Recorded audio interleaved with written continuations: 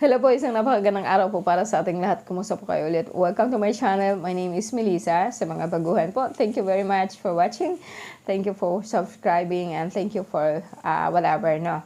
Hindi ko po alam kung ano yun. Basta ang gusto ko lang pong ipalam po sa inyo. Maraming salamat po talaga po sa walang sawang pagtatangkilik po sa akin, baguhan or datihan. And kaunting ano lang po, no, kaunting information lang po, no. I will be in Iloilo next week. So I'm going to stay there for a while. Wala na po ako sa Novaliches. My family is in Baguio already. So in PA muna ako ngayon, no permanent address. So kung gusto niyo akong makontak, tawagan niyo na lang po muna ako, no. And see you everywhere kasi I will be traveling all over Philippines from now on, no. And yeah, it's fun. I think it's fun, no. So ngayon, this video actually is we're talking about totoo po ba yung impyerno or langit.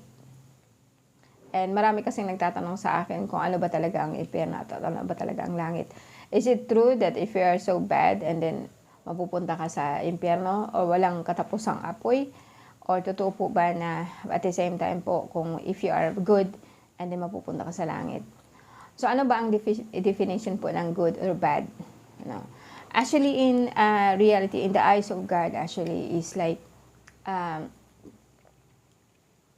there is no such thing as bad or good. There is no such thing as you are good or you are bad. Depende po yun sa iyo kung ano po ba ang pananaw mo sa sarili mo. Are you bad? That means to say you judge yourself. So, you are bad. God actually, I think, is how I feel about Him is He is very good, all-knowing, all-loving. And never po niya talaga po na inisip na you are bad. Actually, linagay po niya tayo dito to learn actually the lesson of life that actually we are part of Him. And hindi ko po siya maarok kung paano ko po siya ipapaliwanag, but then I will show you anyway. And anyway, ang kwentong ito actually is like 8 years ago when actually na pinanganak ko po yung anak ko, no.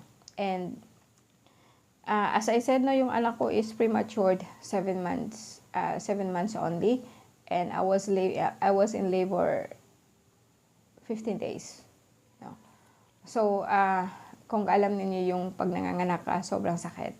And imagine mo nagli-labor ka for 15 days po, no. And finally po, nung March 1, hindi ko na po talaga siya kaya. So, I gave up medicines. Ang sabi ko sa doctor ko is, I said, di ko na po talaga kaya. And, so, ayoko na po mag-take po ng gamot. And, like, I'm giving up already because of the pain. Hindi ko na talaga siya kaya. And, it means to say that I also have to, but I was really worried at the time. At the time po talaga, ang worry ko talaga is my son or my daughter, yung anak ko. But I know he is a boy, so I said to myself that, or I said to the Lord, or I said God that, kung kukunin po niya ako, kunin din po niya yung anak ko. Hindi ko iiwan yung anak ko dito sa mundo because nobody really care for him. Only me. And so it's struggle between I want to live and ayaw ko iwanan yung anak ko. So ang nangyari, hindi po kasi ako katulad sa inyo na pag nagdadasal, o Diyos ko, kaawaan mo ako. No. Ang dasal ko po talaga is like, kung bubuhayin mo ako, then I will serve you. But if you're going to take me, you take my son with me. Kasi hindi ko po siya iiwan. And sa dahilan po kasi na, kumbaga sa akin is, ang totoo niyan is like, wala siyang ama or hindi ko pwedeng i-recognize po yung ama niya. So, alam niyo yung ibig ko sabihin. So, para sa akin, hindi ko siya iiwan po for someone po that doesn't care about him.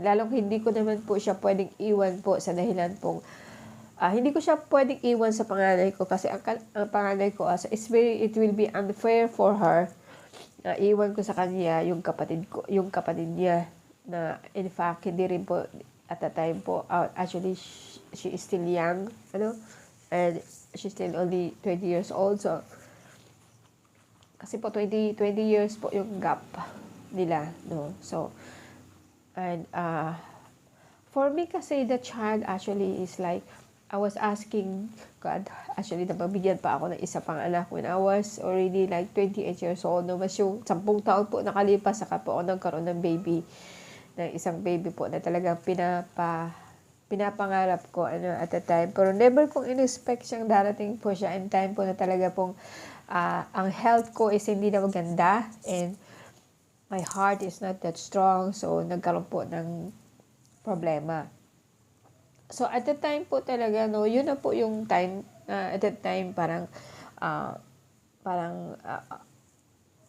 actually, hindi po ako natatakot at that time na mawala po ako, no.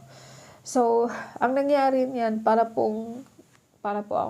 nagdilim yung paningin ko, and when I woke up, parang nagdilim, and I really remember that I was falling, nahulog po ako. So, hindi ko alam kung nahulog ako sa physically or something. Basta ang pakiramdam ko, nahulog po ako bigla. And I can feel really the fall. So, parang kumaga sa akin, nahulog akong pagkahaba-haba, pagkataas-taas. And parang nawalan yata ako ng malay bago pa ako lumagpak sa lupa o kung saan. And when I woke up, actually, I feel the ground. So, parang nasa ground po talaga ako, but then it was totally dark. Pitch black. Wala akong nararamdaman, wala akong nakikita ng kahit. It's only pitch dark po. So, ang ginawa ko dahil po sa takot ko, parang pinakinggan ko po lahat. I mean to say, parang dahil po sa dilim, I have to see things in my eyes, in my mind, and I have to hear. So, parang yun po yung time po na nagkaroon po ako ng senses na pagka malakas. Yung I have to listen. No, I have to listen really deep. Kasi wala kang nga pong makikita Wala kang makikita, wala kang maririnig. As in parang you are somewhere in a cave or something. Pero talaga pong sobrang dilim. And I was so afraid. No? So, what I did is like, pinakinggan ko po kung may maririnig ako, and when I tried to talk, parang walang lumabas sa bibig ko. So I tried to communicate siguro sa mind ko, kasi I have to talk to anybody or somebody. So pang sumisigaw po ako, parang walang lumalabas sa bibig ko, kundi I was screaming really on my head. And then ang senses ko, parang yun na nga, I have to feel kung saan ako, or I have to kasi at that time po, my awareness is full, no? I'm consciously talaga pong alam ko, sobra ang takot ko, and I can feel, as I said, feel ko po yung ground. So, the only thing is just so pitch black, no?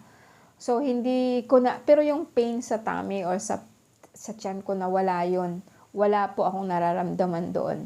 Ang nararamdaman ko talaga is like I'm normal, and yung time na yun talaga na parang nawalan po ako ng malay din. I woke up at that place, no. So ang nangyari po talaga is like so parang pinalakas ko siguro yung senses ko dahil sa sobrang takot. Ang pandinig ko talagang parang lumakas, and my mind actually is like stronger. So nagkakaroon po siya ng communication to other entities around me, and at that moment po talaga, so I would try to stand up. So, may ako, and dahil siguro sa sobrang awareness ko po kung nasaan ako, and feel ko po yung parang may nasasalubong ako, or may lumalagpas po sa akin. And ang problema noon is like, kahit ko po siya nakakapa, lumalampas lang po siya sa kamay ko or something. There is something, kasi maramdaman ko yung balat ko, yung hangin ko, na parang may lumampas po sa akin na hangin. And hanggang sa nagkaroon po ako ng senses po na I heard parang may kasama ako pero hindi niya alam na nandun ako. And parang at that moment din po, parang ang nakikita ko sa isip ko is like someone actually is going towards me pero hindi niya alam na nandun po ako. So naglumalampas lang po siya. And you know what I sense, no, how I feel like parang this entity actually is like a person, and he's looking for something, longing for something, and hindi niya alam kung ano yun. And at that moment po, na-realize ko na actually is some human being also like me over down there. Pero wala siyang siguro nga sinabi kong wala akong physical body because I am aware of it na wala akong physical body kasi nararamdaman ko talaga siyang lumalampas siya sa akin. Ang problema lang kasi nun, kasi nararamdaman ko kung how he feel or how she feel. And at that moment, so ang nangyari talaga, pinapakinggan ko siya as much as possible. Or feel ko siya as much as possible.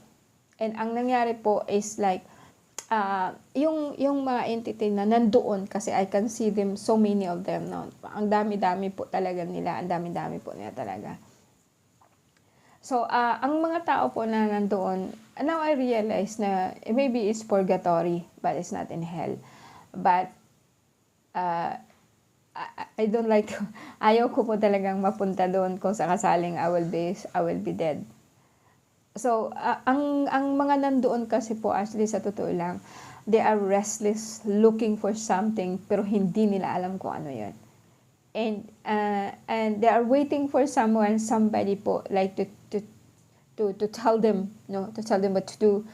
And nung ma-realize ko kasi na nagkaroon sila ng awareness sa akin, na sobra po ang takot ko kasi I feel like they are running towards me, no? Parang nag-aano sila sa akin. Kung alam siguro niyo yung zombie, ganun po. They are like clinging on to my energy. No? So, ang ginawa ko po doon is parang dumapa po ako and feel, no, and nakikinig lang po talaga ako sa kanila.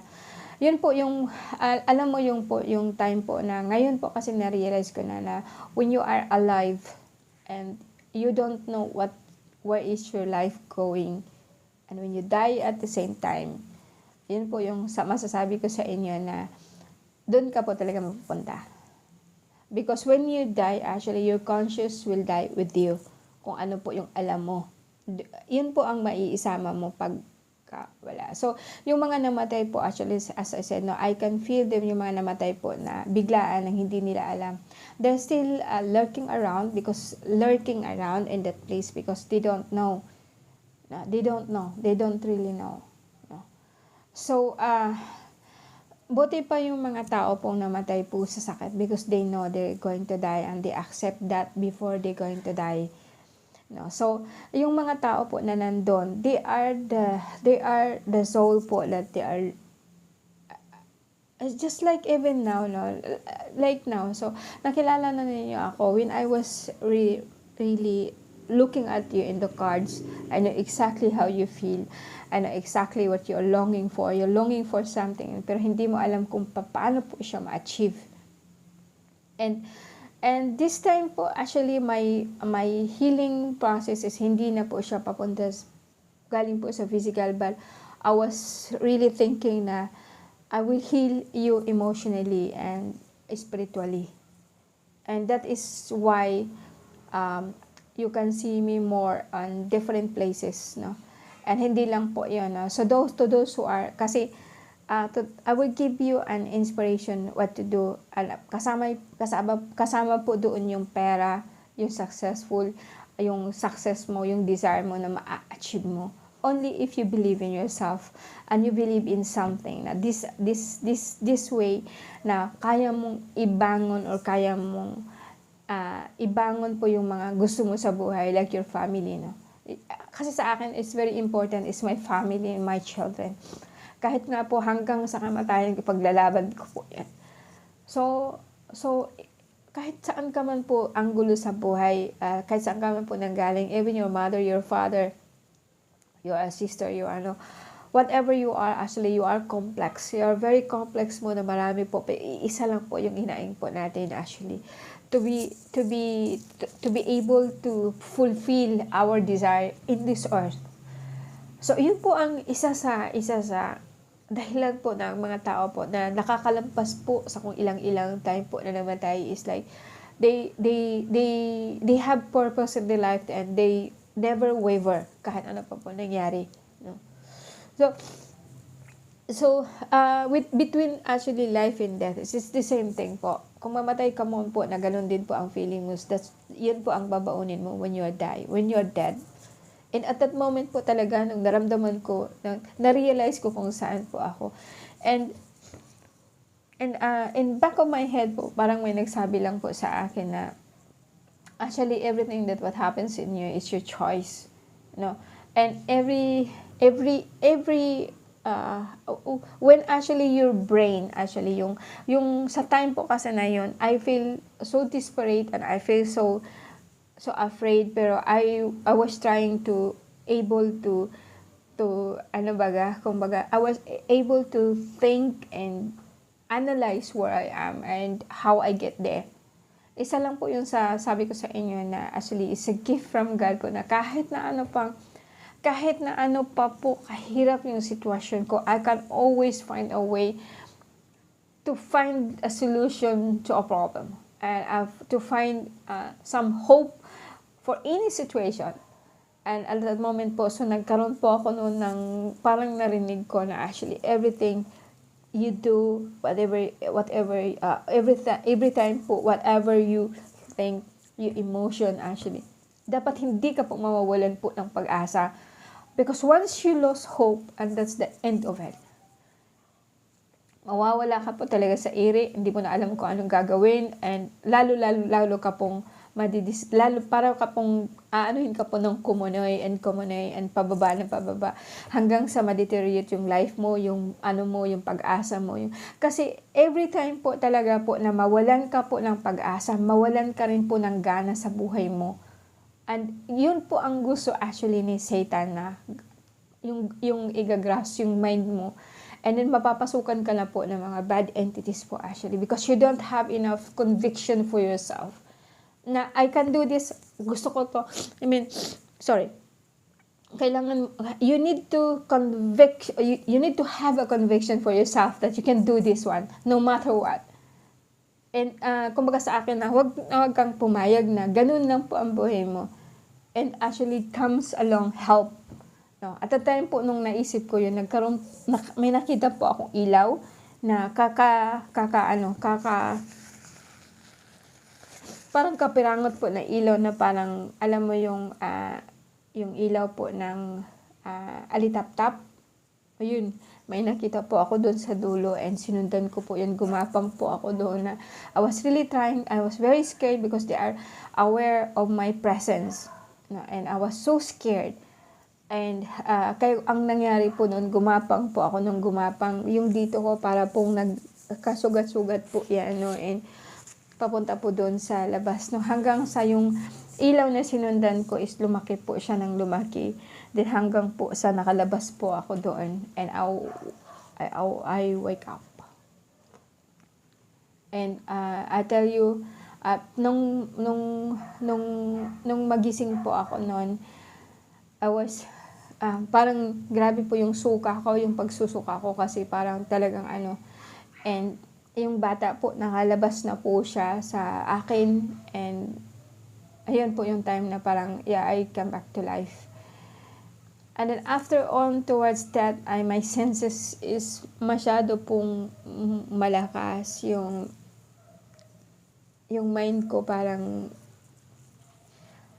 but my mind is so clear at the time po nung naano po ako, and although my body is very weak, dahil halos po talaga pong and yung pain bumalik po siya nung parang binalik po ako sa katawan ko. So much pain on my body, my back, behind, sobrang sakit.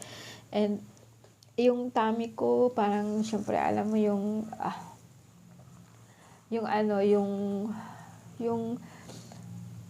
yung ano po siya, yung at the moment,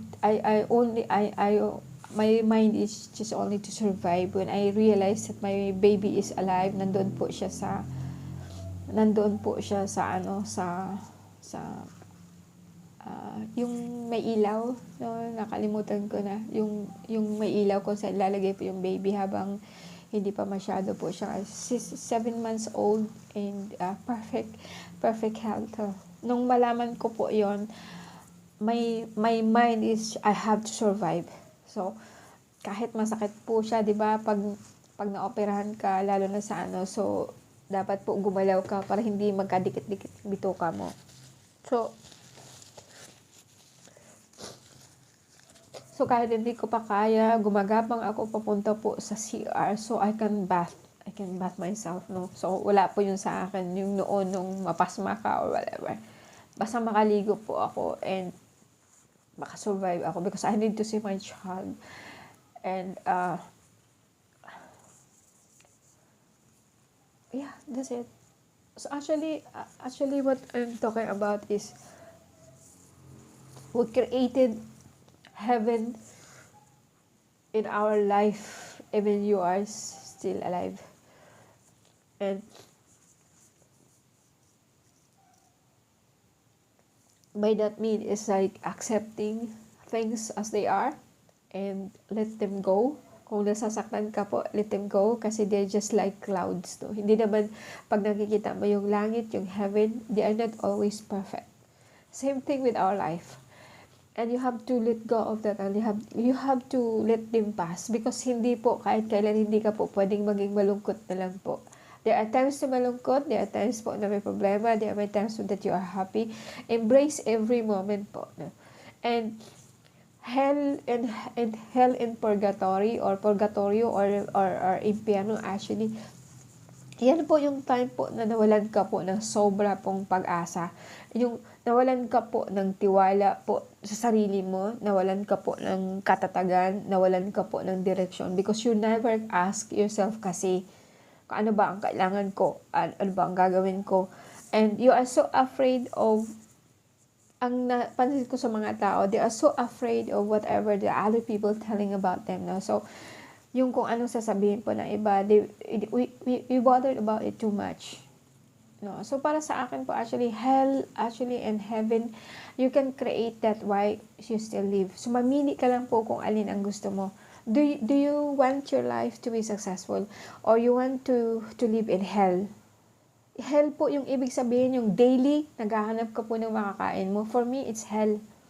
Because you are always provided. You know that you are always provided. You are better than the bird outside, no? Na alam na, sinabi na nga po ni Jesus na even the birds actually, hindi po sila nagtatrabaho, di po sila, pero nakakakain po sila. Because God and nature always provide. These are two things. The mother and the father. The mother is the nature. The father is the idea. No, the Father is like what you need, what you're thinking. That's the Father thinking in you. And how you will be provided, of course, by nature. By nature, by which means, ibig sabihin nun kung ano po yung kapasidad mo, yung kakayahan mo. You just have to believe in that one, your idea and your nature. And that's gonna be it. Yun lang po ang kailangan mo. Na ibig sabihin, ang to make it shorty, you recognize only one force. One force. Everything is a force. Everything is a force. Everything is an energy. You only listen to two things only. You and God. Whatever you desire, God provide. That's it. Let's just make it very simple po para hindi ka na po masyado. Whatever you desire, ask God. And when you ask God, I mean to say that you have to believe that you can have it too. No. Like me at that time po, I need to survive po talaga because of my child. That's my reason po talaga. And I tell you, all the deity and all the archangel, all the angels will come to serve you. If you know how to demand, because I call it demand, and they will obey. Trust me. But you have to have a conviction for yourself na I can do this. Gusto ko to. Kaya ko to. So kasi every time po, kasi remember that po, na every time po na nakukuha mo yung desire mo, yung gusto mo, how do you feel? That's heaven. That's heaven po talaga. So para sa akin, be aware. Lagi kong sinasabi niya, be aware po siya. And I like to share that with you, no? Siguro wala akong, I hope that eto na kakaroon po kayo ng idea. And actually my senses is getting stronger at that time, no? Parang doon po ako nakakuha po ng lakas, and nadala ko po siya dahil dito.